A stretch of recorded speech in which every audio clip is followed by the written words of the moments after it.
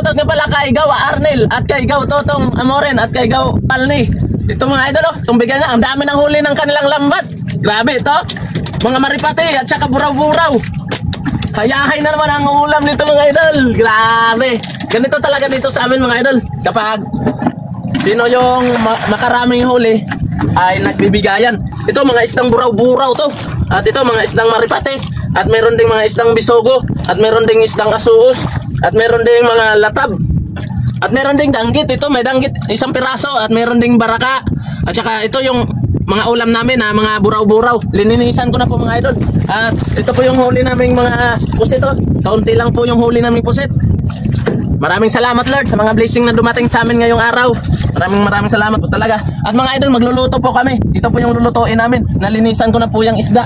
At tatawagin namin mamaya si Idol Almario Amit pagkatapos namin magluto nito. Kasi hihingi rin kami ng tuyom sa kanya para yung ulam namin. Dito kami kakain sa aming bangka. At siguro mag-iihaw pa kami mamaya mga idol. Pero the best talaga ang sinabaw nito. Ang laki ng mga buraw-buraw. Grabe talaga.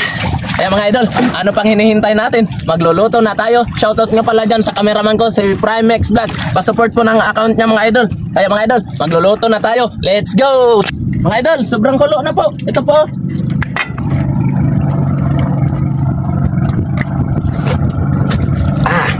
Napakasarap naman ang ulam namin.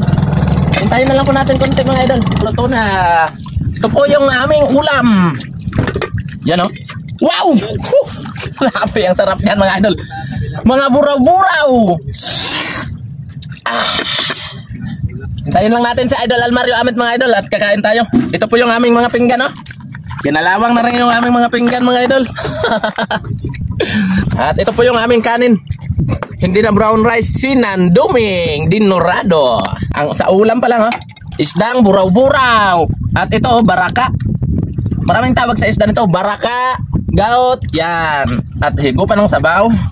Walang sili to, sibuyas lang. Kasi napakamahal na ng sili at sibuyas. Ganyan lang kalaki ng sibuyas, 15 pesos. Grabe. Kaya magsanay na tayo na walang lamas yung ating mga niluluto. At mga idol, ito na si Idol Almario Amit. Napakadami niyang nakuha dito sa bahurang to. Ito ang tinatawag na mga swaki. At ito naman ay mga saang suku. Yan, saang swaki. Saang swaki. At ito naman mga idol, ang aming ulam na pinabawang hasa-hasa. Wow, dami. Sarap to. Nakakatakam. At shoutout nga pala dyan sa aming cameraman si Primex Vlog. Ayan mga idol, supportahan nyo po yung aming cameraman si Idol Primex Vlog. Vlog na po yan. At kami ay kakain at magpasalamat kami sa grasya ngayon. Lord, Thank you, Lord, maraming salamat po talaga sa grasya ngayong araw, sa pagkain namin, sa ulam at sa kanin at sa aming mga nakuha ang grasya. Maraming salamat po Lord.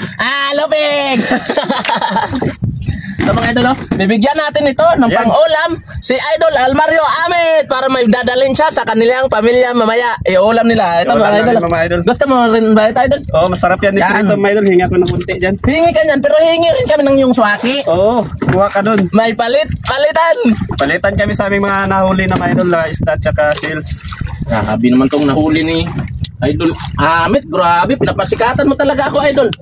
Legit yung area na pinapasisid mo sa akin, idol. Meron talaga. Ako nagturo sa kanya kung saan maraming ganito swaki. Kumakain po ba kayo nito Kuya Fred? Opo. Yun mga idol, wow. dito ako sa yan, idol. Shoutout sa inyo mga idol. Ingat po kayo dyan palagi. Maraming salamat sa suporta. Yun, wala pa God bless. Bye-bye.